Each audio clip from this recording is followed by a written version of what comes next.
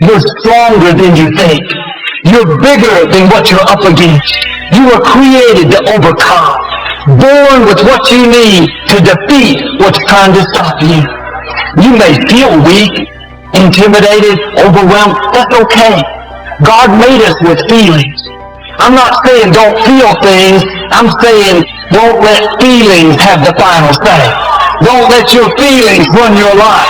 You have to go by what you know, not by what you feel. When you're weak, you need to say, I am strong. When you feel overwhelmed, you need to say, I can do all things through Christ. When you feel intimidated, you need to say, I am a mighty hero. When the pressure feels too much, you need to say, I am well able. I can handle it. You need to hear this because the person who hurt you didn't get away clean. Y'all don't get what I'm saying to you. You think you're the only one that had any pain because you went in the pit. But the one who threw you in the pit has to live with the guilt that you never did a thing to hurt you. And God is too just to let them get away without suffering. They may not have gone in a prison. You gotta pick certain things that motivate you. The number one motivating thing for me, and I'm just being honest, was I was sick and tired of being poor. I was just exhausted. My mother was poor, my father was poor, my brothers and sisters were poor. All my friends were poor, all my relatives were poor. I lived in a poor neighborhood, lived in a poor house. I was just like, wow, man, I watch TV. And I would see, like at Christmas time, my father would put us in the car and take us out to the suburbs to see the Christmas lights. And I would see these big houses, man, with lights all on them, and they had horseshoe driveways where you just pull in and go all the way around. That was amazing me. We would pull up in the driveway, got a back out. I've been doing that. And I kept saying, I told my father, I said, Dad, I said, why don't we get one of these houses? He said, boy, I ain't got no money for this kind of house.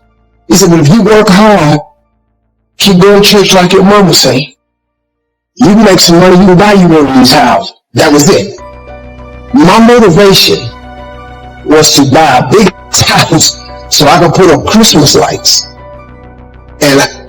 and drive in the driveway. And I want to tell you something. Every home I have, every house I've ever owned or built, you got to pull in one way and drive all the way around to come out there. I have never built, lived, or owned a home that did not have that driveway with gates on both sides. Never. That was the biggest motivator. So my advice is, you have to find a dream that's so big that it overwhelms all of your fears and causes you to never give up. Now you can think about quitting no matter what you do. I've thought about it many times, but I always just kept thinking about that house. And I always dreamed of buying my mother and father a real house. And and before they died, I was able to do all of that. Bought them houses and everything. So you just got to find the right motivation. There's some other pieces to that. I'll tell you that on the next break. The confident man or woman is someone we all admire, someone we all want to emulate, and rightly so.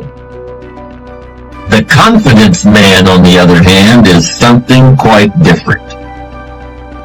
A colleague of mine had been approached by a stranger with a highly attractive, apparently very lucrative business proposition while on a business lunch in the Wall Street area. This out-of-the-blue proposal had all the marks of bona fide. Letterhead, seed capital, articles of incorporation, a board of advisors. In the years before he became someone my friend did business with, the man making the proposition had been active in the government operations overseas in some capacity that none of his current associates could actually explain.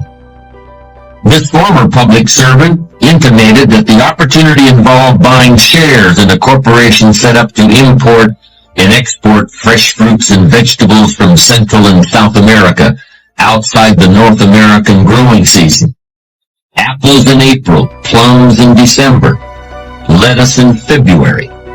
However, under the cover of these fruits and vegetables, they would actually be selling weapons to both sides of the Civil War in a medium-sized Latin American quasi-democracy, which was and is against the law and would be hard to account for if you had a chance to win big.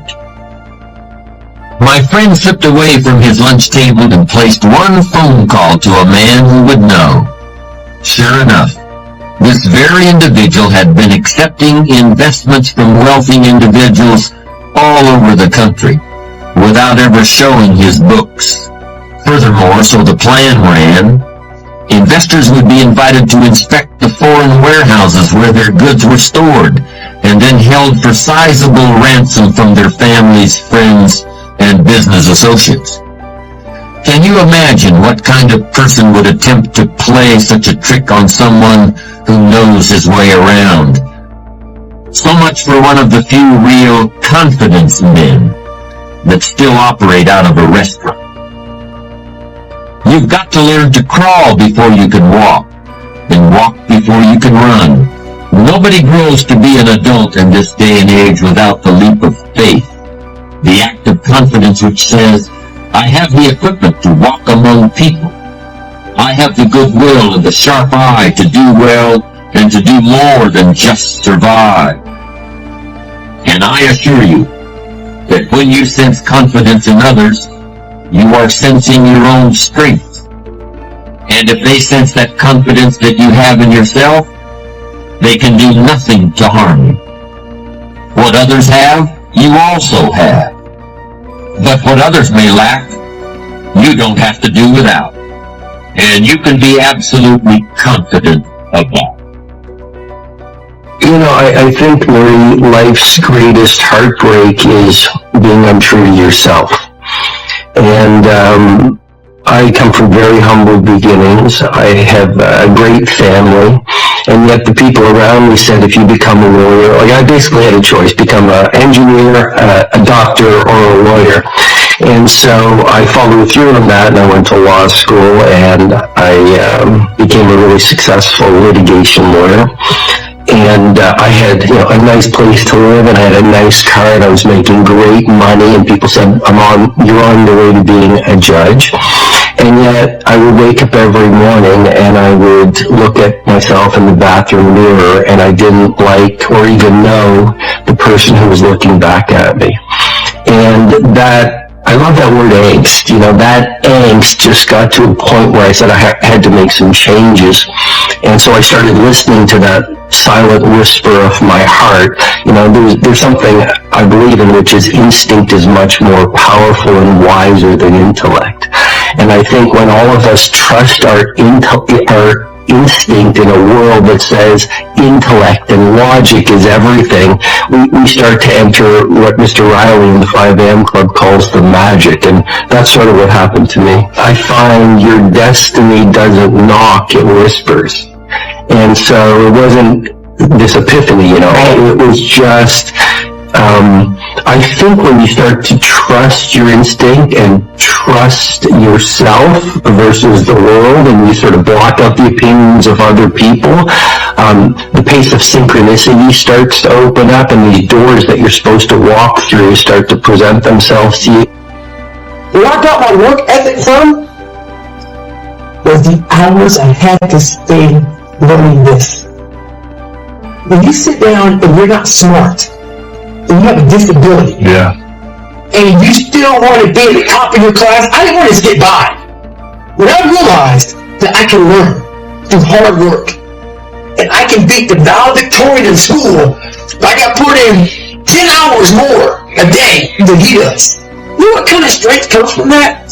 When you're sitting down, that guy that valedictorian study for an hour, and I caught you. And I am dumb. But I have the work ethic to catch you. That's where David Goggins got really invented. Yeah. Was at a kitchen table with 20 spiral notebooks that were empty. And then 3 months later, they were full.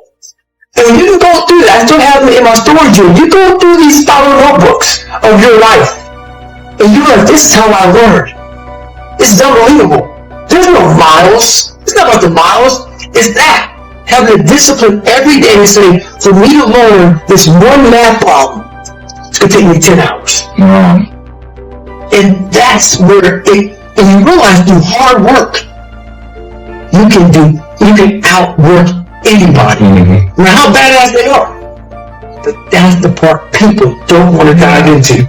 When I was a young man, I had a revelation that changed my life. I had read articles and sometimes books on time management over the years and made some lists and set some priorities and things like that.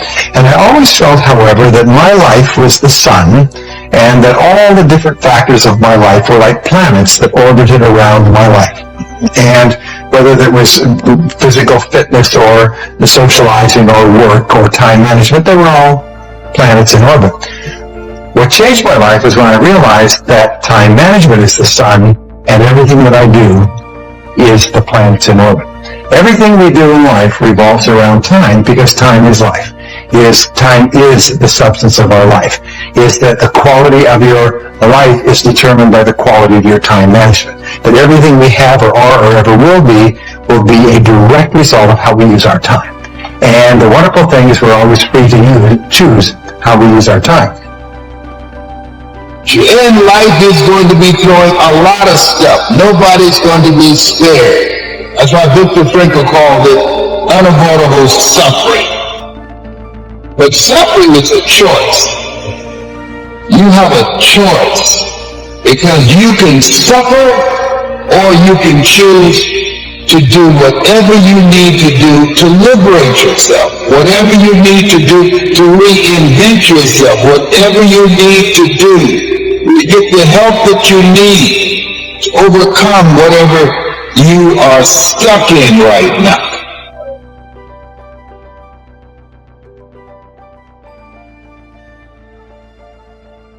Battlefield that goes on in your mind all the time. And there's bombs that are exploding all the time. Fear, anxiety, I'm not good enough. And a lot of times, you're making those bombs explode, or somebody else is making those bombs explode. But you have to take control of that space.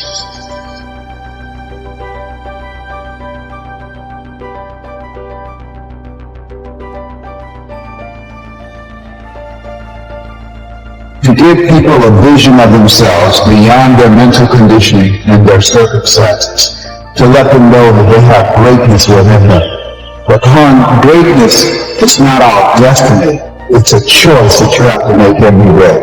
You have to put yourself in a state of perpetual discomfort in order to manifest your greatness. You've got to reach outside of your comfort zone. So every day I look forward to the opportunity to inspire people to reach higher, to understand and know that what they've done is only the tip of the iceberg of what's possible.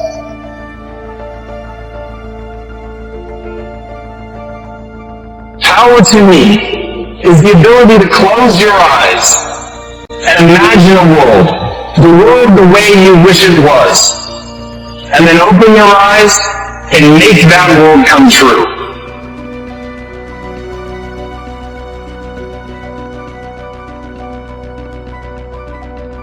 Do great things while they are still small. The sage does not attempt anything very big and thus achieves greatness. Greatness comes from being in the moment, here, present, in the now. Dreams. Hey there champions, welcome back to Fresh Never Give Up Motivation, the place where we fuel your motivation and ignite your passion. Today's topic is a game changer. It's all about you versus you, not others. So grab a seat, buckle up and let's dive into the ultimate battle that truly matters. The one you with yourself. We often find ourselves caught up in the comparison games, measuring our success against others. But let me tell you something powerful. The most significant competition you will ever face in the one in the mirror. It's you versus you. Have you ever looked into the mirror and felt the weight of your own expectation? That reflection staring back at you holds the key to your progress. Remember, it's not about being better than someone else. It's about better than you were yesterday. Now, let's talk goals. Settings and achieving personal goals is the essence of the you versus you mentality. Define your own success, whether it's improving your health, mastering a skill, or conquering a fear. When you complete with yourself, every small win becomes a victory. Mistakes, we all make them. But here's the beauty of the you versus you philosophy. It's not about avoiding mistakes, it's about learning from them. Embrace setbacks as opportunities for growth. Use each stumble as a stepping stone towards a stronger, wiser version of yourself. Take a moment to celebrate your victories, no matter how small.